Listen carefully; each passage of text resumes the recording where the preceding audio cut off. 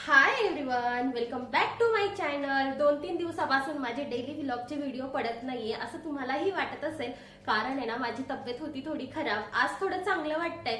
मी म्हटलं daily vlog मध्ये तर मी डेलीचे कामं टाकते आणि त्यातून तुम्हाला इन्स्पायर करायचं काम करत असते, पण म्हटलं आज काहीतरी वेगळं करूया, वेगळं दाखवूया। आणि मग मी आज तुम्हाला आहे ना माझ्या घरामध्ये जे इंडोर प्लांट्स आहेत आणि काही आउटडोर प्लांट्स आहेत त्याची माहिती करून देणार आहे। प्लांट्स लावायला कोणाला नाही आवडत, सगळ्यांनाच गार्डनिंग खूप आवडते, बरोबर ना? तुमच्या घरी पण कोणाला ना कोणाला असं नाहीच, मुळात सगळ्यांनाच गार्डनिंग करायला खूप आवडते। ग्रीनरी कोणाला नकोय, आजकाल सगळ्यांनाच आवडते। मलाही आवड आहे आणि माझं घर रेंटल असल्यामुळे मी जास्त झाडं लावू शकत नाही, तरी पण जेवढं शक्य होईल तेवढं मी केलंय। चला तर मी तुम्हाला इंट्रोड्यूस करते माझ्या झाडांसोबत। तर सर्वात आधी मी तुम्हाला माझ्या इंडोर प्लांटची माहिती करून देते। तर हे आहे एरिका पाम ट्री, जे की मी फ्लिपकार्टवरून 150 रुपयाला ऑर्डर केलं होतं आणि जेव्हा ते मला रिसीव्ह झालं होतं ना, तेव्हा त्याची कंडिशन फार खराब होती। म्हणजे खूप हाईटने पण लहान होतं आणि ते सर्वाइव्ह करेल की नाही असंच वाटत होतं। पण जेव्हा माझे पप्पा माझ्याकडे आले होते ना, तेव्हा त्यांनी हे प्लांट बघितलं आणि एक मोठ्या कुंडीमध्ये शेणखत घालून आणि ते प्लांट ग्रो केलं आणि ते सर्वाइव्ह झालं। आणि हे तुमच्या समोर असं दिसतंय बघा। म्हणजे प्रत्येक आहे ना प्लांटची काही ना काही आपल्या आयुष्यामध्ये आठवण असते आणि जसं आपण लहान बाळाला जपतो ना, तसंच आपण प्लांट्सला सुद्धा जपत असतो, बरोबर ना? या प्लांटच्या वाढीसाठी खूप कमी प्रकाश आणि पाण्याची गरज असते, त्यामुळे हे घरात ठेवलं तरी पण चालतं। आणि याचा उपयोग म्हणजे ना हवा शुद्ध करण्यासाठी केला जातो, म्हणून हे इंडोर प्लांट म्हणून ओळखलं जातं। आणि आता हे दुसरं प्लांट, आणि हे जे दुसरं प्लांट आहे ना त्याला मॉन्स्टेरा प्लांट असं म्हणतात। आणि हे जे प्लांट आहे ना, मी ते नर्सरीमधून विकत घेतलं होतं फक्त 50 रुपयाला। आणि एका प्लांटचे मी तुम्हाला सांगते 3-4 प्लांट लावून झालेले, 3-4 कुंड्यांमध्ये हे मी ते ग्रो केलेलं आहे। आणि या झाडाला आठवड्यातून एकदा किंवा दोनदाच पाणी दिलं जातं आणि हे सुद्धा घरामध्ये सकारात्मक जी वातावरण आहे ना ते निर्माण करायचं खूप भारी काम करतं, बरं का? किचन मध्ये सुद्धा मी हे प्लांट ठेवलेलं आहे आणि माझ्या डेली व्लॉग मध्ये तुम्ही बऱ्याचदा हा प्लांट बघितला असणार आहे। आणि नेक्स्ट इंडोर प्लांट मध्ये येतो हा मनी प्लांट, जो की सगळ्यांनाच माहिती आहे आणि जवळपास बऱ्याच लोकांच्या घरी हा मनी प्लांट असतो। आणि ह्या प्लांटला मनी प्लांट का बरं म्हणत असतील मला प्लीज कमेंट मध्ये सांगा बरं का, जर तुम्हाला माहिती असेल। आणि हे मला आहे ना फ्री मध्ये भेटलेलं एक प्लांट आहे। आमच्या अपार्टमेंटला खाली मनी प्लांट लावलेला होता कोणीतरी, मग खूप साऱ्या ब्रांचेस होत्या, तर मी एक ब्रांच काढून माझ्या घरी लावली आणि इतका मोठा तो मनी प्लांट झालाय। आता साधारण 3-4 वर्ष झाले असतील हा मनी प्लांट मी घरामध्ये लावून ठेवलेला आहे।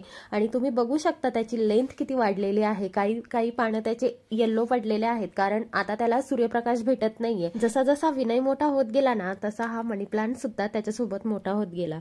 आणि ह्या मनी प्लांटची खास आठवण म्हणजे माझ्या बहिणीने ती ब्रांच आणली होती अपार्टमेंटच्या खालून, आणि बघा किती मोठा ग्रो झालेला आहे।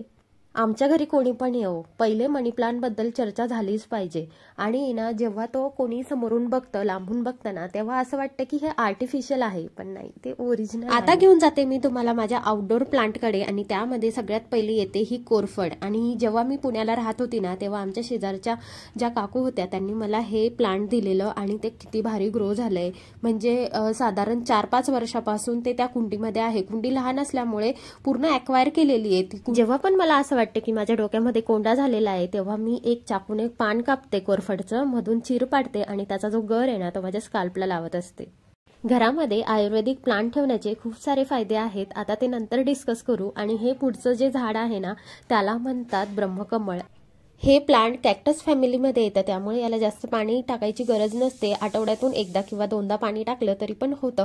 ह्या प्लांटला वर्षातून एकदाच फुल येतं आणि माझ्याकडे ना मोस्टली पौर्णिमेच्या दिवशी याला फुलं आलेली आहेत। आणि दिसायला एवढं छोटं आहे, पण मॅक्स 3 फुलं या झाडाला येत असतात। आणि ह्या प्लांटच्या फुलांचा आकार सुद्धा खूप मोठा असतो, अगदी तळ हातापेक्षा सुद्धा जास्त या फुलांचा आकार असतो आणि यांचा सुगंध आजूबाजूला खूप दरवळतो। आणि जेव्हा हे फुल ग्लूम झालं होतं ना, त्याचा लाईव्ह व्हिडिओ मी तुमच्यासोबत शेअर केला होता। आणि जेव्हा मी पुण्यामध्ये राहत होती ना, तेव्हा शेजारच्या काकूंनी मला फक्त एक पान दिलेलं आणि ते पान मी मातीमध्ये खोचलं आणि त्यानंतर त्याचं असं झाड तयार झालेलं आहे। आणि हे जे नेक्स्ट आउटडोर प्लांट आहे याला म्हणतात रोपो प्लांट। आणि याच्या पानाचा आकार बघा कसा तलवारीसारखा धारदार आहे आणि दिसायला किती आकर्षक दिसतात याचे पानं। वरून पूर्ण गडद हिरवा कलर आणि खालून जांभळा कलर, इतकं सुंदर दिसतंय ना। याचे पानं हवेमधली आर्द्रता शोषून घेतात आणि हवा शुद्ध करण्याचं काम करत असतात। याचं माझ्याकडे एकच रोप होतं, मी ते 4 कुंड्यांमध्ये ट्रान्सफर केलंय आणि खूप छान प्रकारे वाढलंय। आणि ह्या ज्या कुंड्या तुम्हाला दिसतायत त्या मी स्वतः ऑइल कॅन पासून DIY करून ह्या कुंड्या बनवलेल्या आहेत आणि त्याच्यावर छान असे स्माइली फेसेस बनवले। आणि नेक्स्ट आउटडोर प्लांटमध्ये येतं हे हँगिंग प्लांट, जे की मी रिसेंटली परचेस केलेला आहे आणि त्याचा व्हिडिओ सुद्धा मी तुमच्यासोबत शेअर केलेला आहे। कोणत्या नर्सरीतून घेतला, किती रुपयाला घेतला, हे सगळं काही मी तुमच्यासोबत शेअर केलं होतं। आणि याचे जे पानं आहे ना ते हार्ट शेपचे आहे आणि त्यांचा कलर आहे ना तो जांभळा कलर आहे, म्हणून याला पर्पल हार्ट शेप प्लांट म्हणतात। दिसायला अतिशय सुंदर आणि आकर्षक याचे पानं असतात आणि याचे देठ असे लांब वाढतात, म्हणून याला हँगिंग प्लांट म्हणतात। या व्यतिरिक्त माझ्याकडे चिनी गुलाब, तुळस सुद्धा आहे, पण ते थोडेसे ड्राय झाले त्यामुळे मी दाखवत नाहीये। आणि याच्या व्यतिरिक्त मी स्वतः काही प्लांट्स बनवलेले आहे आर्टिफिशियल, जे की समोर तुम्हाला दिसताय। याला आहे ना मी DIY करून बनवलेलं आहे।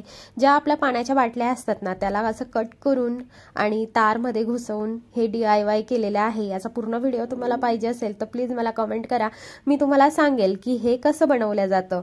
आणि हे समोरचे प्लांट दिसतंय तुम्हाला आर्टिफिशियल प्लांट आहे, पण ते मी कुठून विकत घेतलं, किती रुपयाला घेतलं वगैरे सगळं काही मी तुमच्यासोबत शेअर केलेलं आहे आणि ते मी इथे प्लेस केलेलं आहे। तर हे सगळे आहेत माझ्या घरचे प्लांट, काही इनडोर आणि काही आउटडोर, आणि माझे सगळ्यात फेवरेट आहे। आजचा व्हिडिओ कसा वाटला तुम्हाला कमेंटमध्ये नक्की सांगा आणि अशाच नवनवीन व्हिडिओसाठी माझ्या चॅनलला सबस्क्राईब करा। भेटूया नेक्स्ट व्हिडिओमध्ये, तोपर्यंत बाय।